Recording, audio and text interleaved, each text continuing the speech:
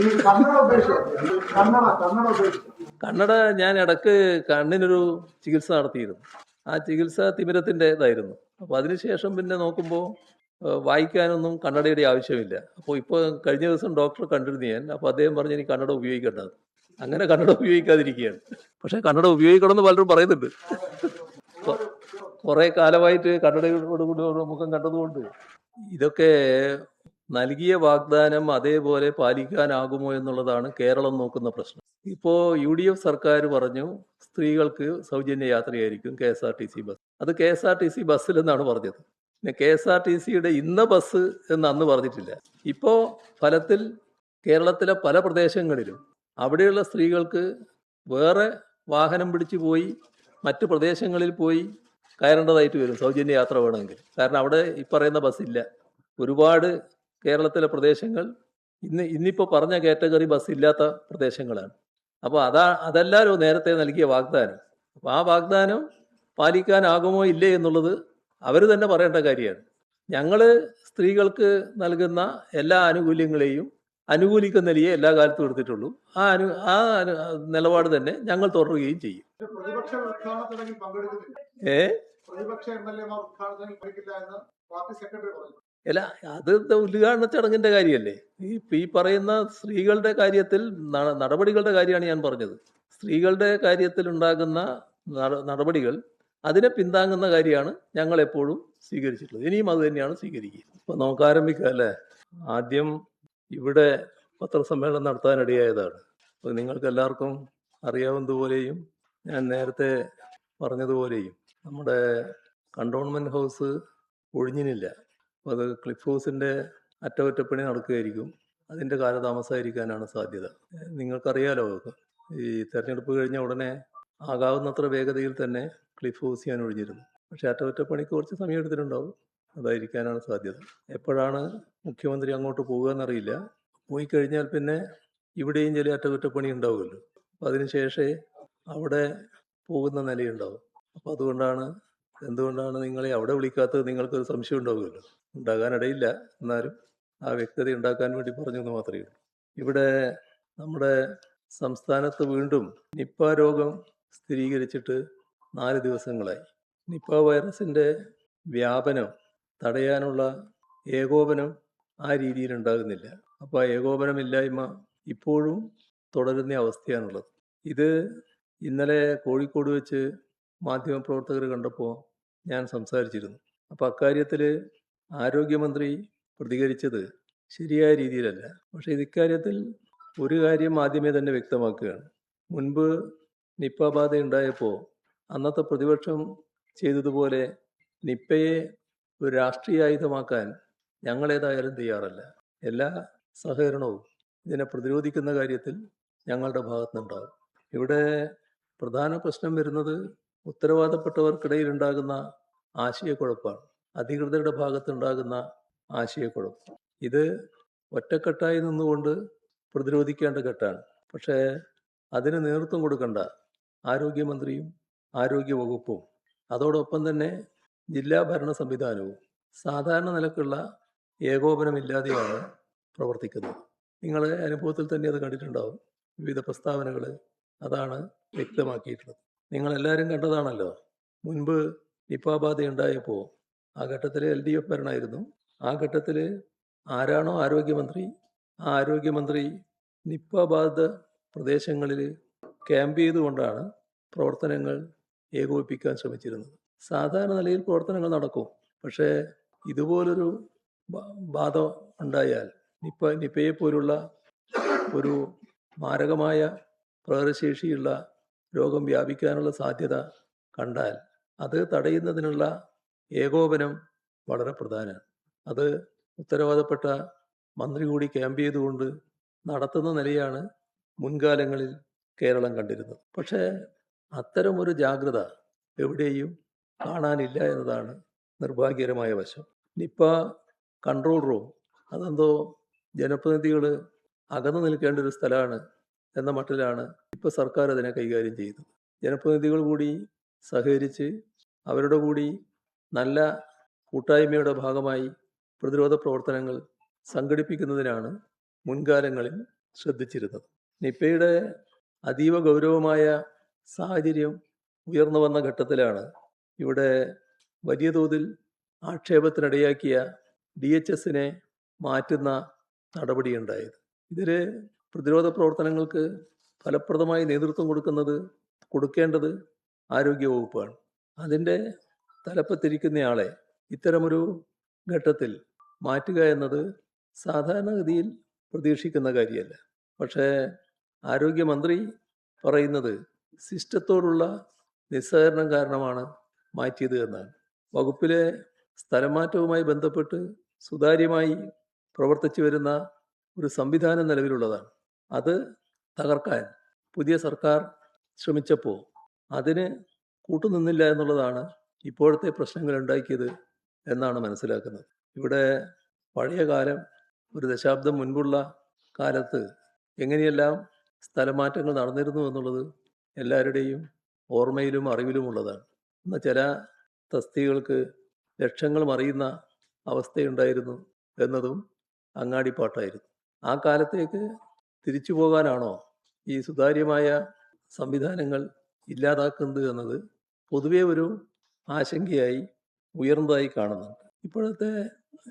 ഇപ്പോഴത്തെ DHSന്റെ കാര്യത്തിൽ നേരത്തെ LDF സർക്കാർ അവരുടെ സർവീസ് 1 വർഷം കൂടി നീട്ടി നൽകാൻ തീരുമാനിച്ചിരുന്നു. ആ തീരുമാനം അട്ടിമറിച്ചാണ് ഇപ്പോഴത്തെ സ്ഥാനചലനം വന്നിട്ടുള്ളത്. ഒരു പ്രശ്നം സ്വാഭാവികമായിട്ട് ഉയർന്നു വരുന്നത് ഇത് മുഖ്യമന്ത്രി കൂടി അറിഞ്ഞിട്ടാണോ എന്നതാണ്. അതൊരു പ്രശ്നം തന്നെയാണ്. ഇവിടെ നിപ്പയ്ക്ക് പുറമെ പലതരത്തിലുള്ള മാരക അസുഖങ്ങൾ കേരളത്തിൽ വരുന്നു എന്ന അവസ്ഥയുണ്ട്. അതിലൊരു കാര്യം ആരോഗ്യമന്ത്രി തന്നെ പറയുകയുണ്ടായി. അതിലൊന്ന് അദ്ദേഹം പറഞ്ഞത് പാലക്കാട്ട് 2 പേർക്ക് കോളറ സ്ഥിരീകരിച്ചിരിക്കുന്നു എന്നാണ്. പക്ഷെ അവിടുത്തെ DMO അങ്ങനെ ഇല്ല എന്നും പറയുകയുണ്ടായി. ആര് പറഞ്ഞതാണ് ശരിയെന്ന് സ്വാഭാവികമായും ആളുകൾക്ക് സംശയം വരും. അതോടൊപ്പം തന്നെ നമ്മുടെ സംസ്ഥാനത്താകെ ഇത്തരം ഘട്ടത്തിൽ ആവശ്യമായ മരുന്നുകൾ എത്തിക്കുന്നതിന് അടിയന്തരമായ ഇടപെടൽ സർക്കാരിൻ്റെ ഭാഗത്തുനിന്നുണ്ടാകേണ്ടതുണ്ട്. ആ കാര്യത്തിലും വേണ്ടത്ര പുരോഗതി ഉണ്ടായി എന്ന് പറയാൻ പറ്റില്ല. ഷിഗല്ല രോഗവ്യാപനം വലിയ ആശങ്കയാണ് സംസ്ഥാനത്ത് ഉണ്ടാക്കിയിട്ടുള്ളത്. ആരോഗ്യവകുപ്പും തദ്ദേശഭരണ സ്ഥാപനങ്ങളും യുദ്ധകാലാടിസ്ഥാനത്തിൽ പ്രതിരോധ പ്രവർത്തനങ്ങൾ ശക്തമാക്കേണ്ട ഘട്ടമാണിത്. അതോടൊപ്പം തന്നെ കുടിവെള്ള സ്രോതസ്സുകളുടെ ഗുണനിലവാരം ശരിയായ രീതിയിൽ ഉറപ്പുവരുത്താനാകണം. ശുചീകരണ പ്രവർത്തനങ്ങൾ നല്ല നിലയിൽ ഊർജിതമാക്കാനും കഴിയേണ്ടതായിട്ടുണ്ട്. വളരെ അപകടകാരിയായ വെസ്റ്റ് നൈൽ രോഗബാധ അതും സ്ഥിരീകരിച്ചതായി റിപ്പോർട്ടുകൾ വന്നിട്ടുണ്ട്. ഒരാഴ്ചക്കിടെ 2 മരണങ്ങൾ സംഭവിച്ചു. ഡെങ്കിപ്പനിയും വ്യാപകമാവുകയാണ്. മലേറിയയും സ്ഥിരീകരിച്ചിട്ടുണ്ട്. പകർച്ചപ്പനി കാരണം മരണങ്ങൾ റിപ്പോർട്ട് ചെയ്യപ്പെടുന്ന അവസ്ഥയുമുണ്ട്. ഇവിടെ കാണേണ്ടത് കൊതുക് വഴി പകരുന്ന ഈ രോഗങ്ങൾ വ്യാപകമാകാനിടയാകുന്നത് മഴക്കാലപൂർവ്വ ശുചീകരണം വേണ്ട രീതിയിൽ നടക്കാത്തതിൻ്റെ ഫലമായിട്ടാണ്. മലിനജലം റോഡിൽ നിറഞ്ഞ് വെള്ളക്കെട്ടുണ്ടാകുന്ന സ്ഥിതിവിശേഷം പ്രധാന നഗരങ്ങളിൽ പോലും പതിവായിരിക്കുകയാണ്. നഗരഭരണ സംവിധാനങ്ങളെ ഏകോപിപ്പിച്ച് ശുചീകരണ പ്രവർത്തനങ്ങൾ ഏറ്റെടുക്കുന്നതിന് ഫലപ്രദമായ നടപടികൾ ഉണ്ടായില്ല എന്നത് കാണേണ്ടതായിട്ടുണ്ട്. പ്രധാന നഗരങ്ങളിൽ ദൈനംദിനമുള്ള മാലിന്യ നീക്കം ചെയ്യൽ പോലും നടക്കാത്ത ഇടങ്ങളുണ്ട്. ഇവിടെ ആവർത്തിച്ച് പറയാനുള്ളത്, മുൻ സർക്കാരിൻ്റെ കാലത്ത് രോഗബാധയോ കോവിഡ് പോലെ ലോകത്തെ ആകെ വിറങ്ങലിപ്പിച്ച മഹാമാരിയോ കേരളത്തിൽ പ്രത്യക്ഷപ്പെട്ടാൽ ഭരിക്കുന്നവർക്കെതിരെ ശാപവാക്കുകൾ പറയാൻ മിടുക്ക് കാണിച്ച, അങ്ങനെ കയ്യടി വാങ്ങാൻ ശ്രമിച്ച ഇപ്പോഴത്തെ ആരോഗ്യമന്ത്രി, അദ്ദേഹത്തോട് പറയാനുള്ളത് അതേ രീതിയിലല്ല ഞങ്ങളിതിനെ കാണുന്നത്. ഉദ്യോഗസ്ഥ മേധാവികളെ കുറ്റപ്പെടുത്തി ഉത്തരവാദിത്വത്തിൽ നിന്ന് ഒഴിഞ്ഞു മാറാനുള്ള ശ്രമം അദ്ദേഹം നടന്നതായി കാണുന്നുണ്ട്.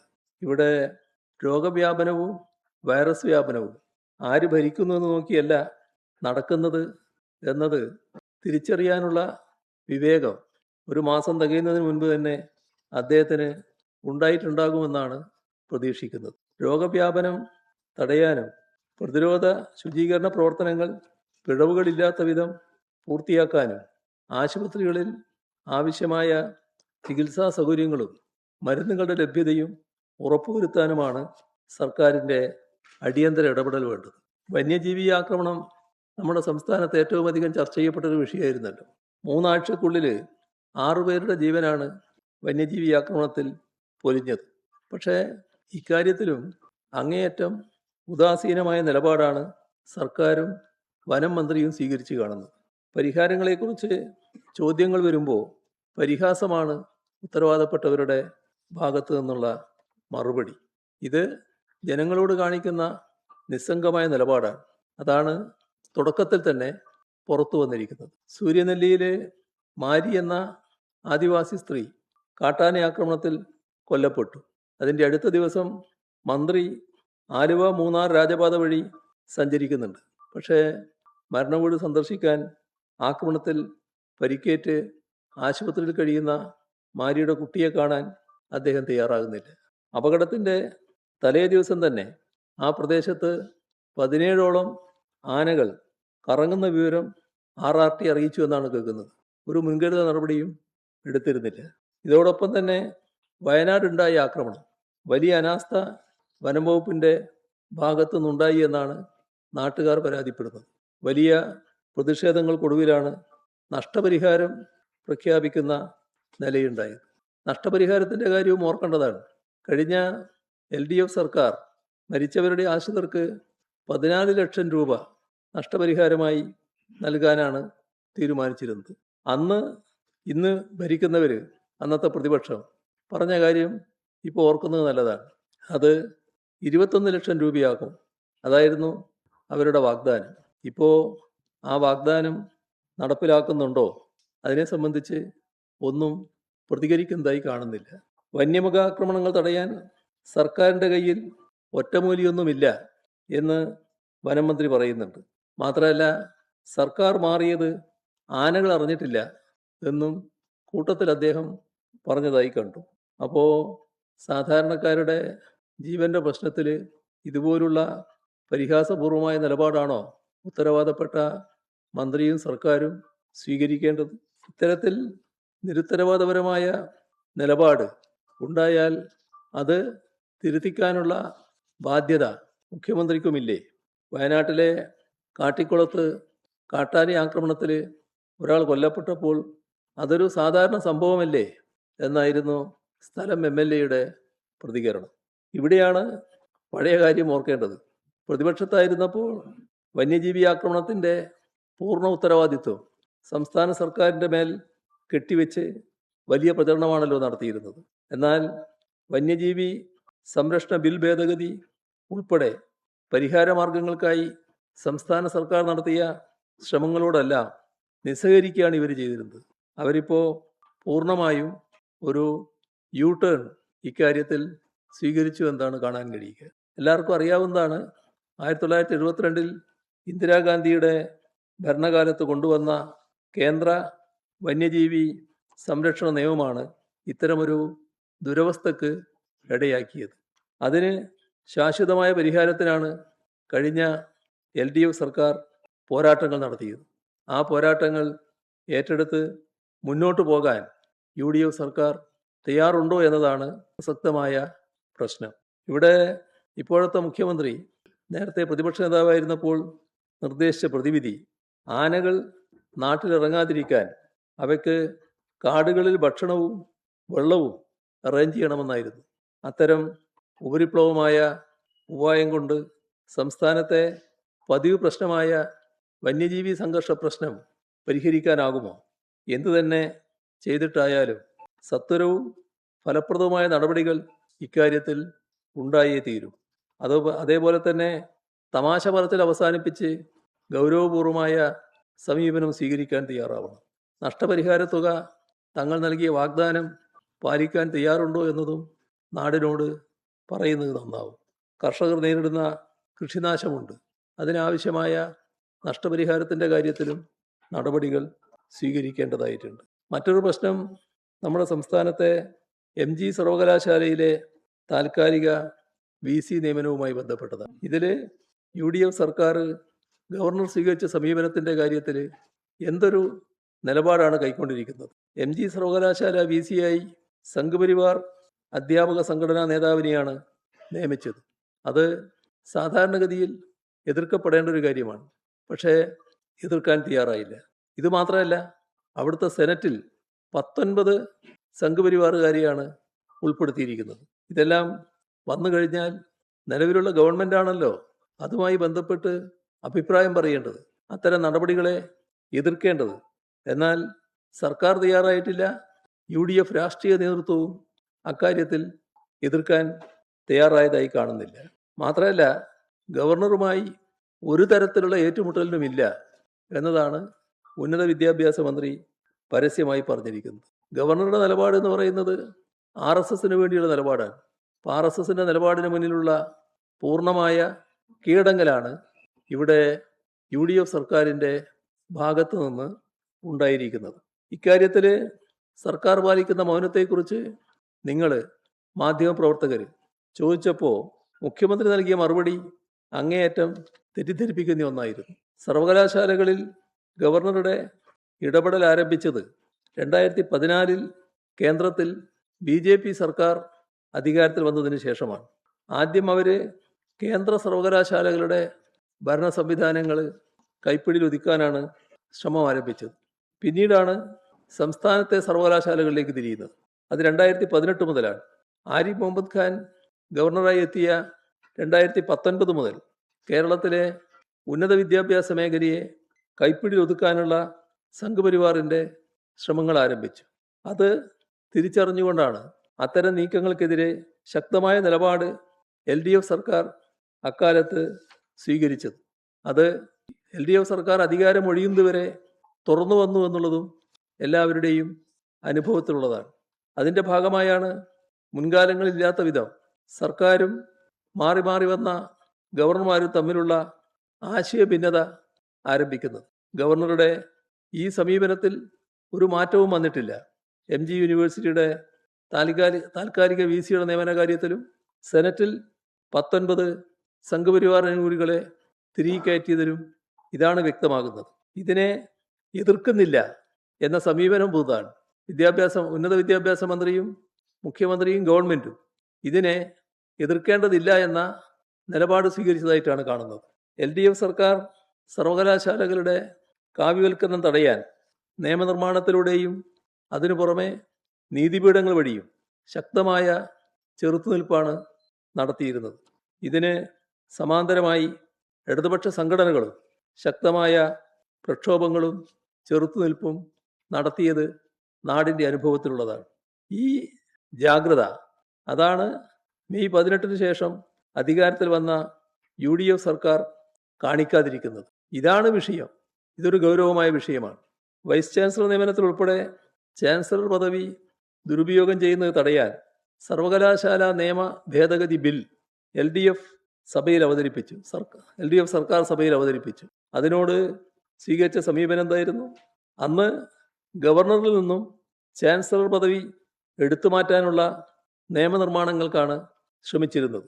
2022 നവംബറിൽ ഇതിനായി ഓർഡിനൻസ് അംഗീകരിക്കുകയും ഡിസംബറിൽ നിയമസഭ ബില്ല് പാസ്സാക്കുകയും ചെയ്തു. നിർഭാഗ്യകരമായ നിലയാണ് പിന്നെ ഉണ്ടായത്. ഈ ബില്ലിനെ നിയമസഭയിൽ UDF എതിർക്കുകയാണ് ചെയ്തത്. നിയമസഭ പാസ്സാക്കിയ നിയമത്തിന് അംഗീകാരം നൽകാൻ ഗവർണർ തയ്യാറായില്ല. ഗവർണർ അത് പിടിച്ചു വെച്ചു. അപ്പോൾ അതിനെതിരായി അന്ന് സർക്കാർ സുപ്രീം കോടതിയെ സമീപിച്ചു. ഇത്തരം നടപടികളെയെല്ലാം പിന്താങ്ങേണ്ടവരായിരുന്നു പ്രതിപക്ഷം. പക്ഷേ പിന്താങ്ങുകയല്ല, എതിർക്കുകയും വിമർശിക്കുകയുമാണ് പ്രതിപക്ഷം അന്ന് ചെയ്തത്. ഭാവിയിൽ ഇത്തരത്തിലുള്ള ഭരണഘടനാബാഹ്യമായ ഇടപെടലുകളെ മുൻകൂട്ടി കണ്ടുകൊണ്ടാണ് നിയമനിർമ്മാണത്തിലേക്ക് ഞങ്ങൾ കടന്നിരുന്നത്. ആ ഘട്ടത്തിൽ ബാലിശമായ എതിർപ്പുകൾ ഉയർത്തി UDF ആ ശ്രമത്തെ പിന്നിൽ നിന്ന് കുത്തുകയാണുണ്ടായത്. അതാണ് ഗവർണർക്ക് ഇത്തരം പ്രവർത്തനങ്ങൾ അനുസ്യൂതം മുന്നോട്ട് കൊണ്ടുപോകുന്നതിനുള്ള ഊർജമായി മാറിയത് എന്നത് കാണേണ്ടതായിട്ടുണ്ട്. ഗവർണർ അന്യായമായി നിയമിച്ച വൈസ് ചാൻസലർമാർ സിൻഡിക്കേറ്റ് വിളിച്ചു ചേർക്കാൻ വിസമ്മതിച്ചു. പഴയ കഥയാണ്. അപ്പോൾ 2 മാസത്തിലൊരിക്കൽ സിൻഡിക്കേറ്റ് ചേരണമെന്ന് നിയമ ഭേദഗതി LDF സർക്കാരിൻ്റെ കാലത്ത് കൊണ്ടുവന്നു. സാങ്കേതിക സർവകലാശാല ഡിജിറ്റൽ യൂണിവേഴ്സിറ്റി ഇവയുടെ VC നിയമനവുമായി ബന്ധപ്പെട്ട് LDF സർക്കാർ നിരവധി തവണ ഹൈക്കോടതിയെയും സുപ്രീം കോടതിയെയും സമീപിച്ചു. ബഹുഭൂരിപക്ഷം കേസുകളിലും സർക്കാരിന് അനുകൂലമായ വിധിയാണെന്നുണ്ടായത്. താൽക്കാലിക VCമാരെ നിയമിക്കുന്നതിനുള്ള പാനൽ മുഖ്യമന്ത്രിക്ക് നൽകണമെന്നും മുഖ്യമന്ത്രി നിശ്ചയിക്കുന്ന മുൻഗണനാ ക്രമമനുസരിച്ച് ഗവർണർ നിയമനം നടത്തണമെന്നും സുപ്രീം കോടതിയിൽ നിന്ന് തന്നെ വിധിയുണ്ടായി. ഇവിടെ MG യൂണിവേഴ്സിറ്റിയുടെ വൈസ് ചാൻസലറുടെ പ്രശ്നം വരുമ്പോൾ 2026 മെയ് 31-നാണ് വൈസ് ചാൻസലറുടെ കാലാവധി അവസാനിച്ചത്. UDF സർക്കാർ അധികാരത്തിൽ വന്നത് മെയ് 18-നാണ്. അപ്പോൾ താൽക്കാലിക VC നിയമനത്തിനുള്ള പാനൽ നൽകേണ്ടത് സർക്കാരാണ്, UDF സർക്കാരാണ്. ആ ഉത്തരവാദിത്വം അവർ നിർവഹിച്ചില്ല. ഈ ഭാഗം മുഖ്യമന്ത്രി പത്രസമ്മേളനത്തിൽ മറച്ചു വെക്കുകയാണുണ്ടായത്. സർവകലാശാല ഭേദഗതി ബില്ലുകൾ സംബന്ധിച്ച ഫയലുകളിൽ ഗവർണറെ പിന്തുണച്ചുകൊണ്ട് വിയോജനക്കുറിപ്പ് എഴുതിയ ഉദ്യോഗസ്ഥനുണ്ടായിരുന്നു. അദ്ദേഹത്തെയാണ് തെരഞ്ഞുപിടിച്ച് ഇപ്പോൾ ഉന്നത വിദ്യാഭ്യാസ വകുപ്പിൻ്റെ തലപ്പത്ത് UDF സർക്കാർ നിയമിച്ചിരിക്കുന്നത് എന്നതും ഇതിനോടൊപ്പം ചേർത്ത് വായിക്കേണ്ടതാണ്.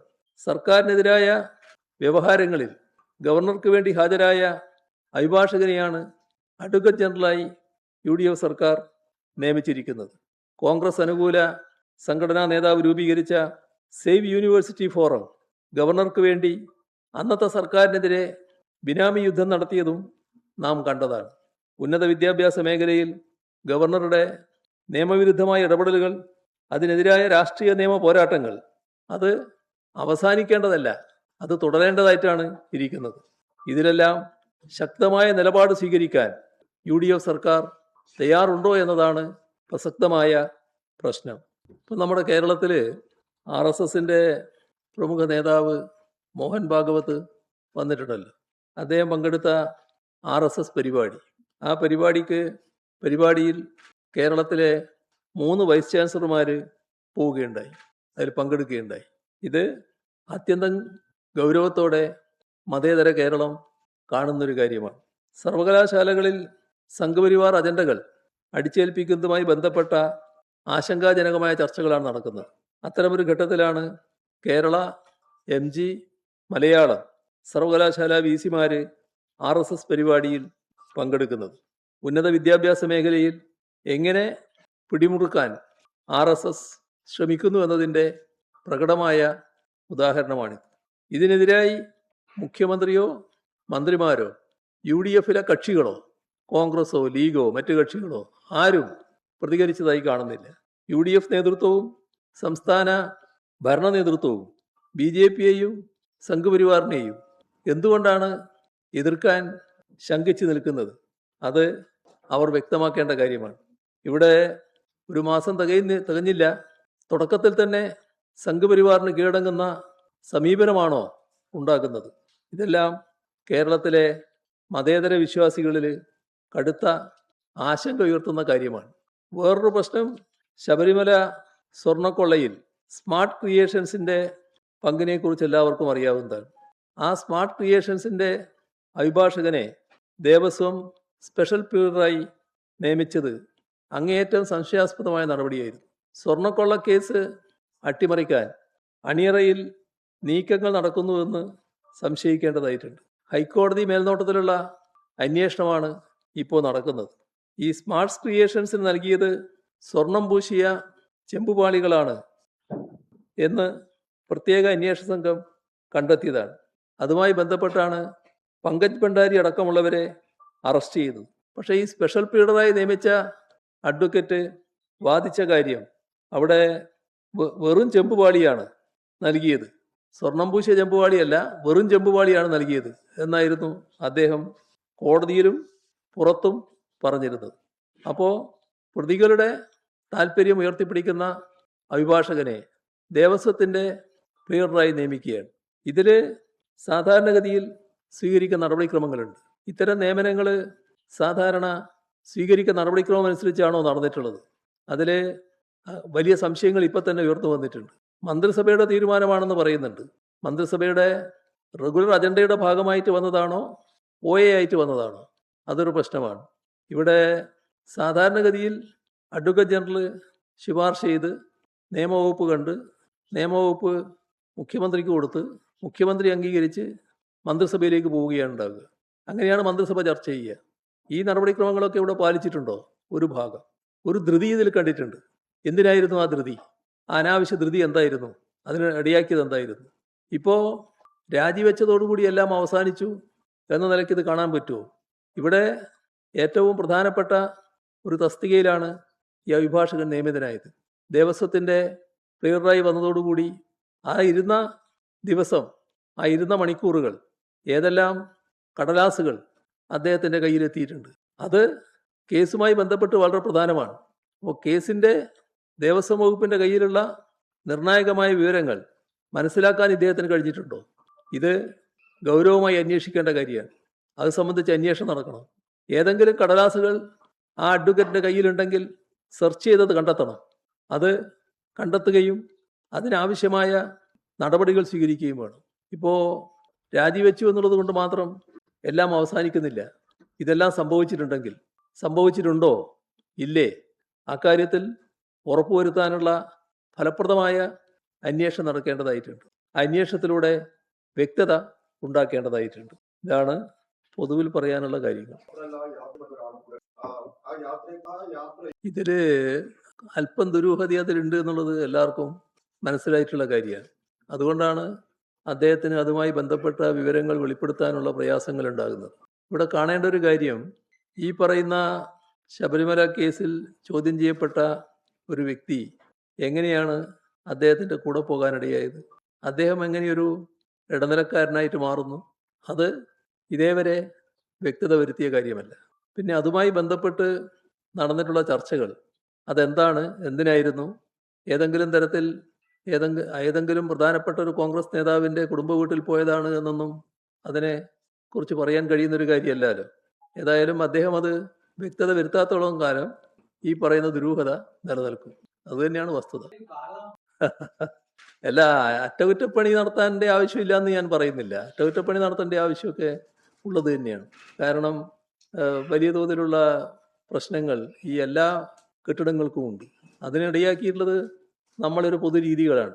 അതിൽ നിങ്ങൾക്കും നല്ല ഉത്തരവാദിത്വമുണ്ട്. ഏതെങ്കിലും ഒരു വീടിൻ്റെ അറ്റകുറ്റപ്പണി നടത്തുമ്പോൾ ഈ അവിടെ താമസിക്കുന്നൊരു മന്ത്രിയുടെ എന്തോ വ്യക്തിപരമായൊരു കാര്യമാണ് എന്ന മട്ടിലാണ് അതിനെ എടുക്കാറ്. ആരും അപ്പോൾ അറ്റകുറ്റപ്പണിക്ക് തയ്യാറാവില്ല. ഇപ്പോൾ ഈ തുടക്കത്തിൽ അറ്റകുറ്റപ്പണിക്ക് തയ്യാറാകുന്നതായിരിക്കും. അതിൽ കുറ്റം പറയാനില്ല എന്നാണ് എനിക്ക് തോന്നുന്നത്. MLA കൂടി അവിടെ പങ്കെടുക്കാറുണ്ട്. ആ അനുഭവത്തിലാണല്ലോ അവർ പോകുന്നത്. ആ കഴിഞ്ഞ കാലത്ത് കോഴിക്കോടാണല്ലോ നിർഭാഗ്യവശാൽ 2 തവണ ഇത് ഉണ്ടായത്. ആ ഘട്ടത്തിലൊക്കെ അവരെല്ലാവരും കൂടി പങ്കെടുത്തുകൊണ്ട് ഈ ഇതിൻ്റെ ഭാഗമായിട്ട് സംരക്ഷണത്തിൽ കഴിയേണ്ട ആളുകളുണ്ടല്ലോ, അവരെ ബന്ധപ്പെടുന്ന പണി ഇവരെല്ലാവരും എടുക്കുമായിരുന്നു. അവരെ വിളിച്ച് കാര്യങ്ങൾ ബോധ്യപ്പെടുത്തുക, നല്ല കരുത്ത് കൊടുക്കുക, അതൊക്കെ ചെയ്യുന്നതായിരുന്നു നേരത്തെ. ഇതിൽ വന്നിടത്തോളം കാര്യങ്ങൾ വെച്ചാൽ മുഖ്യമന്ത്രിയുടെ ഉത്തരവാദിത്തമായിട്ടാണല്ലോ വരുന്നത്. കാരണം ദേവസ്വം മന്ത്രി പരസ്യമായിട്ട് പറഞ്ഞിട്ടുണ്ട്, ഞാൻ അറിയില്ല എന്ന്. ഞാൻ അറിഞ്ഞുകൊണ്ടല്ല, മുഖ്യമന്ത്രിയാണ് എന്ന് പറഞ്ഞിട്ടുണ്ട്. അതോടൊപ്പം ഇത്തരം കാര്യങ്ങളിൽ ചില രാഷ്ട്രീയ ആലോചനകൾ ചിലപ്പോൾ നടക്കാറുണ്ടല്ലോ.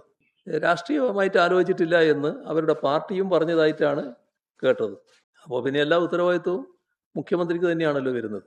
അവിടെയാണ് ഇദ്ദേഹം നേരത്തെ ചോദിച്ച ചോദ്യങ്ങളുമായിട്ട് എല്ലാം കൂട്ടിക്കെട്ടി വരുന്നത്. എന്താണ് അങ്ങനെയൊരു ധൃതി അക്കാര്യത്തിൽ ഉണ്ടാകാൻ ഇടയായത്? അതൊക്കെ സംശയാസ്പദമായ കാര്യങ്ങൾ തന്നെയാണ്. അന്വേഷണം ഈ ഞാൻ പറഞ്ഞ കാര്യം, ഇതുമായി ബന്ധപ്പെട്ട ഏതെങ്കിലും കടലാസുകൾ ഇദ്ദേഹത്തിൻ്റെ കയ്യിൽ എത്തിയിട്ടുണ്ടോ? അത് കൃത്യമായി അന്വേഷിക്കാൻ സാധിക്കണം. അതിന് പറ്റുന്ന ഏജൻസി ആയിരിക്കണം നിശ്ചയിക്കുന്നത്. അത് സർക്കാർ തന്നെ ആ കാര്യത്തിൽ നടപടികൾ എടുക്കേണ്ടതാണ്. വീണ്ടുമല്ല, നേരത്തെയുള്ള നോട്ടീസ് തന്നെയാണത്. നേരത്തെയുള്ള നോട്ടീസിൻ്റെ ഭാഗമായിട്ട് പോകേണ്ടതേ ഉള്ളൂ. അതാണത്. പിന്നെ അത് ഞാൻ നേരത്തെ പറഞ്ഞാണല്ലോ, അന്ന് തന്നെ ഞാൻ പറഞ്ഞാണല്ലോ. അത് മേലെ നിന്നുള്ള നിർദ്ദേശം അനുസരിച്ച് അവർ വന്നു എന്നുള്ളതാണ്. അത് അങ്ങനെ കണ്ടാൽ മതി. അതിനെക്കുറിച്ച് എനിക്കറിയാവുന്ന കാര്യമല്ല. കാരണം അത്തരത്തിലൊരു പ്രശ്നം ഉണ്ടായിട്ടില്ലല്ലോ. ഇദ്ദേഹത്തെ അവിടുന്ന് മാറ്റി നിർത്തേണ്ട യാതൊരു ആവശ്യവും മുഖ്യമന്ത്രിയുടെ ഓഫീസിനില്ല എന്നുള്ളത് തന്നെയാണ് വസ്തുത. ഒരു വസ്തുതയും അതിലില്ല. കാരണം നേരത്തെ LDF സർക്കാർ അതിൽ വ്യക്തത വരുത്തിയതാണ്. ഞങ്ങളതുമായി തുടർന്നില്ല എന്ന് കൃത്യമായിട്ട് അറിയിച്ചിട്ടുള്ള കാര്യമാണ്. അതോടെ അത് അവസാനിച്ചു. നേരത്തെ ഇതുപോലുള്ള കാര്യങ്ങൾ സംഭവിച്ച ഇടങ്ങളുണ്ട്. ഇപ്പോൾ പഞ്ചാബിൽ ആം ആദ്മി പാർട്ടിയുടെ ഗവൺമെൻറ് ആദ്യം ഒരു ഘട്ടത്തിൽ അവർ ഈ PMC ഒപ്പിട്ടു. പിന്നീടൊരു ഘട്ടത്തിൽ PMCയുടെ ഭാഗമാകേണ്ടതില്ല എന്ന് അവർ തീരുമാനിച്ചു. അങ്ങനെ അത് ഒഴിവാക്കി. ഒഴിവാക്കിയതിന് ശേഷം സ്വാഭാവികമായിട്ടുള്ള ഒരുപാട് ഈ സാമ്പത്തിക ഉപരോധങ്ങൾ വന്നു. അങ്ങനെ വന്നപ്പോൾ അവർക്ക് പിടിച്ചു നിൽക്കാൻ കഴിഞ്ഞില്ല. അവർ വീണ്ടും PMCയുടെ ഭാഗമായി. അപ്പോൾ ഒഴിവാക്കിയാൽ ഒഴിവാക്കിയത് തന്നെയാണ്. അതിനകത്ത് പ്രശ്നമില്ല. ഒഴിവാക്കാനുള്ള അധികാരം സംസ്ഥാന സർക്കാരിന് എപ്പോഴും ഉണ്ട്. അത് ഇപ്പോഴത്തെ സർക്കാരിനും ഉള്ളത് തന്നെയാണ്.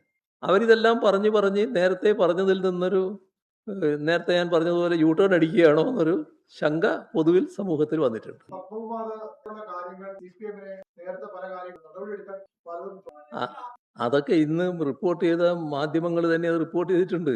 അതിൻ്റെ ഇന്നത്തെ കാലത്ത് ആത്മകഥ എഴുതുന്നൊരു പുതുമയുള്ള കാര്യമില്ലല്ലോ. പലരും ആത്മകഥ എഴുതുന്നുണ്ടല്ലോ. അത് എഴുതട്ടെ. പക്ഷേ ഞങ്ങളെ പാർട്ടിയുടെ കാര്യമെന്ന് പറയുന്നത് പാർട്ടി ആലോചിക്കേണ്ട കാര്യങ്ങൾ പാർട്ടി ആലോചിക്കും.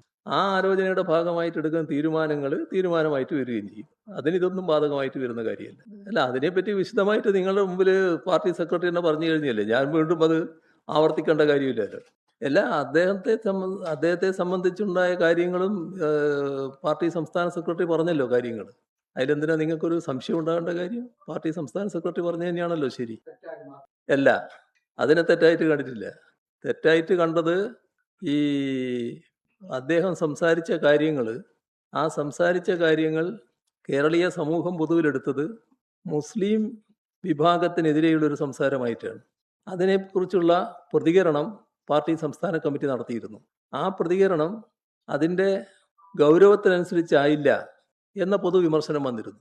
ആ വിമർശനം ഉൾക്കൊണ്ടുകൊണ്ടാണ് പാർട്ടി ഇപ്പോൾ തീരുമാനമെടുത്തത്. അതാണ് ഉണ്ടായത്. പ്രതിപക്ഷ ഉപനേതാവിന് വേറെ പ്രശ്നങ്ങളൊന്നുമില്ല. അതൊക്കെ അതിൻ്റെ വഴിക്ക് വന്നോളൂ. അതിനെപ്പറ്റി നിങ്ങൾ ആലോചിച്ചിട്ട് വിഷമിക്കണ്ട.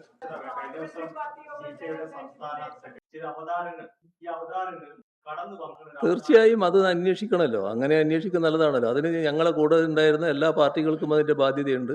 അദ്ദേഹം ആദ്യം ചെയ്യേണ്ടത് അദ്ദേഹത്തിൻ്റെ പാർട്ടിയുമായി ബന്ധപ്പെട്ട വകുപ്പുകളിൽ ഇങ്ങനെയുള്ള ഏതെങ്കിലും അവതാരങ്ങൾ കൂടെ ചുറ്റിപ്പറ്റി നടന്നിരുന്നോ എന്ന് അന്വേഷിക്കലാണ്. അതാണ് ആദ്യം നടത്തേണ്ടത്. അതെ, അതിനെപ്പറ്റി വേറെ പ്രശ്നമില്ല. അതിനെപ്പറ്റി നിങ്ങളാരും ശങ്കിച്ച് നിൽക്കേണ്ട കാര്യമില്ല. ഒരു പ്രശ്നം അതിനെപ്പറ്റിയില്ല.